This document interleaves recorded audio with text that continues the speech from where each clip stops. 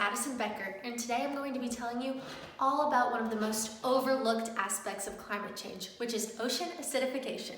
Now, you may be thinking to yourself, well, I know the ocean is really salty, but how is it acidic? I'm here to tell you all about that process. Industrialization, which started in the late 1700s. And during this time period, there was a boom of anthropogenic activities, such as the introduction of manufacturing, which caused an increase in factories which burn fossil fuels and in turn release something called carbon dioxide or CO2.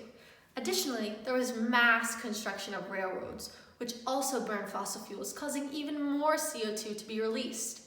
And this brings me to the next step of the process of ocean acidification. All of this carbon dioxide in the atmosphere is referred to as atmospheric CO2. Now, it can't just stay in the atmosphere forever, and it has to be absorbed. So one way carbon dioxide is absorbed is through oceans. Now, the oceans are used to taking in a certain amount of CO2, but since humans produce way more than the natural amount, the ocean is absorbing too much of this CO2, and it causes an overall pH of the ocean to be lower or more acidic. So now you may be asking yourself, what's the big deal if ocean acidity has increased by 25% since the start of the Industrial Revolution? Well, the implications of this increase are way bigger than you may expect. Many marine organisms have shells, and with an increase in CO2, this causes a chemical reaction that breaks down these calcium shells of the animals. Not only that, but if the ocean continues to rise in acidity, many marine animals will be unable to adapt, leading me to the next scary part of this process.